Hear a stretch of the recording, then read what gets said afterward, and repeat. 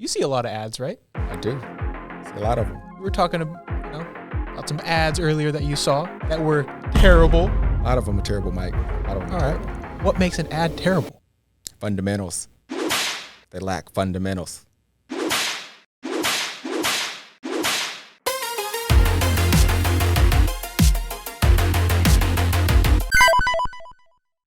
Most ads, they have three things. And we're talking about the creative aspect of the ad. It's like what's forward facing, what the person sees the second they see that ad that pops up on every third or fourth post. Yeah.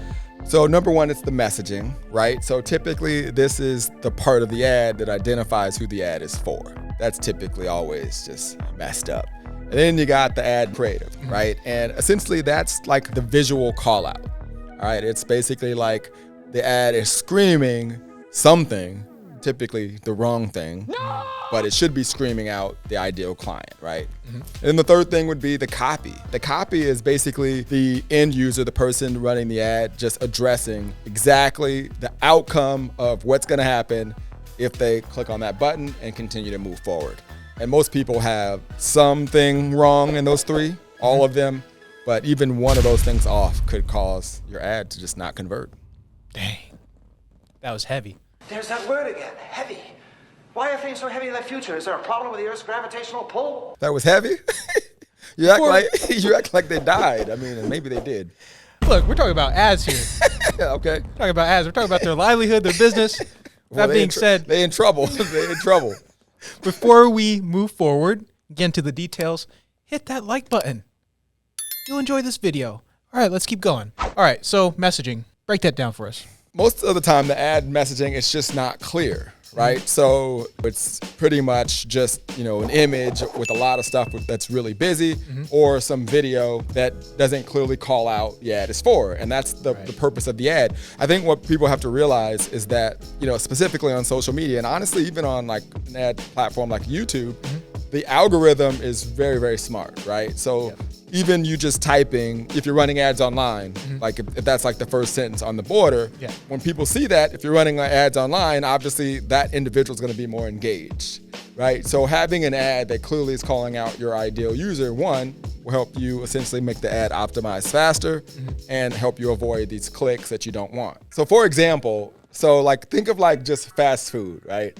So think about all like the different burger joints out there, Burger King, even McDonald's, and then you got In-N-Out, right? And if you're in California, In-N-Out typically, is like the cream of the crop when it comes to fast food. Creme de la creme. Yeah, when it comes to fast food burger restaurants, right?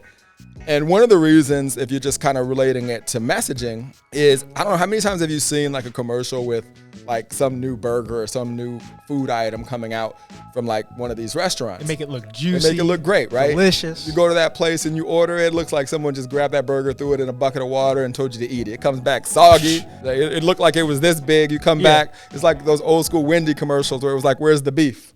Hello? Where's the beef? But you go to In-N-Out, it actually looks like the picture, right? Consistent. And it's extremely consistent.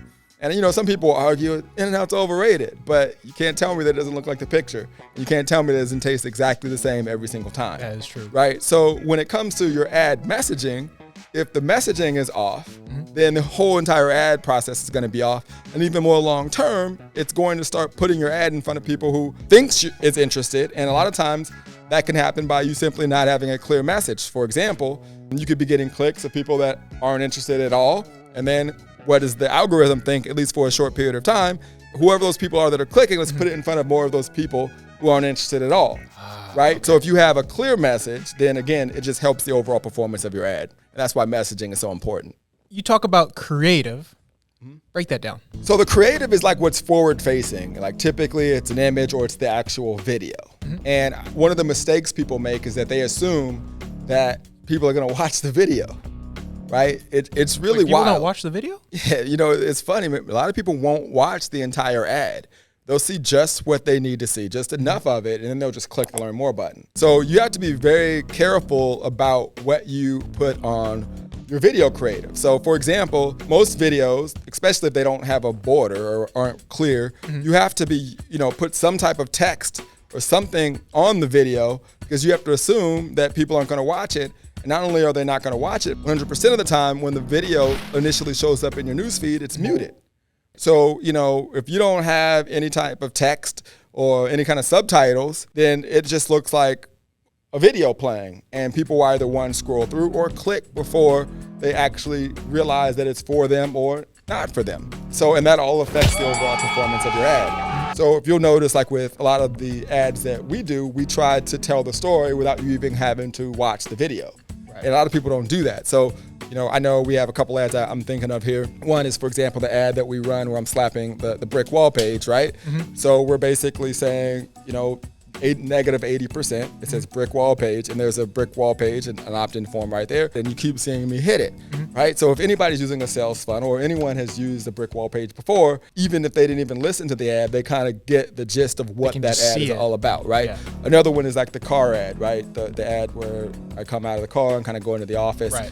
That one, for I think almost 8 seconds, we have the call out in text on the ad, and then the outcome of how we're going to help them is on the video for a long time and tells the entire story, even if they don't continue to watch the video. Yeah. So the creative is extremely, extremely important, and people often make that mistake. So for copy, can you explain that? With copy, obviously that's everything below the ad, right? And typically what I see where people go wrong is they're not listing what's relevant to the user. So for example, that first sentence is almost like an extended version of the messaging, right? Because that's the first thing you're going to see before you click learn more. Right. A lot of times people are putting things in that first part of their copy that isn't even relative or relevant, I should say, to the ad or the outcome, right? And they do a lot of talking about themselves, how much money they made, success of their business, but at the end of the day, people's attention span's already short. They want to know what it's about, what the ad is going to do for them, and what's the outcome, right? They're not listing any type of format of what's to happen next. But wait, there's more. Okay. Right? So it's just a bunch of information, statistics, and things like that. Or what they'll get, right? Or what they get, or what they should expect after they click, right? What you want to do is tell them what's going to happen. So for example, if it's a webinar or you're going to watch a quick video, you should say, when you click on the learn more button on this video, I'm going to share X, Y, Z and list off those things. So for example, if I click and I'm not expecting a video, I'm expecting to just buy a product, I'm not confused, right? So the copy is really your chance to provide clarity to those people who need more information before they take that next step. So the way that I would think of it would be like a menu, right? So think about you going into a restaurant, right? The first thing you do is you sit down and you open up the menu. Right? In my opinion, the more simple the menu, the better.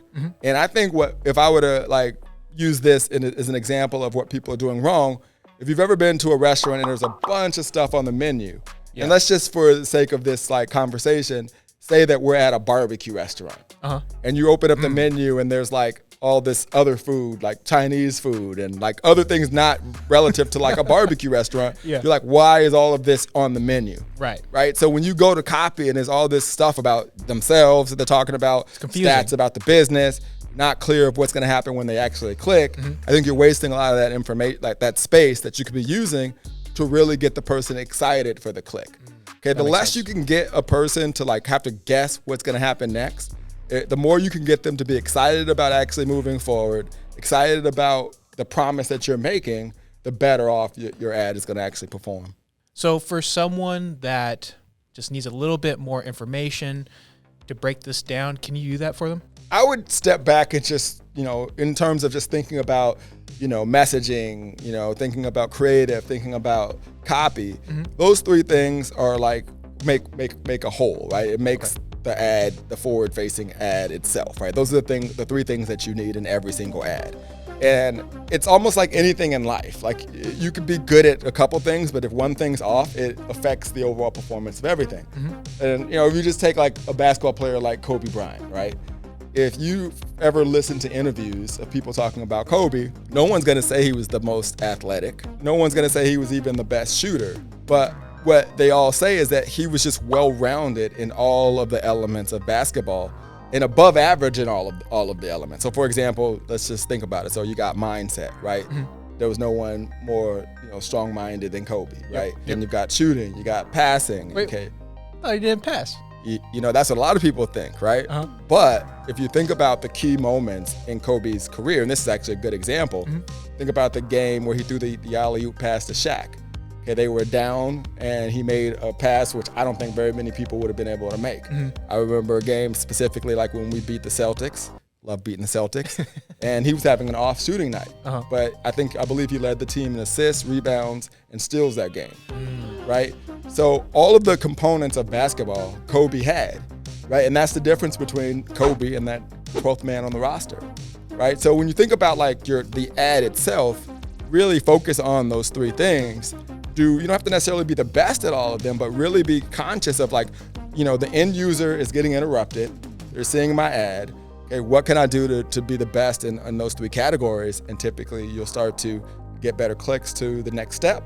And eventually the algorithm will just continue to get smarter, and they'll be able to identify who you're actually trying to reach. And at the end of the day, it'll allow you to make more money and create better ads.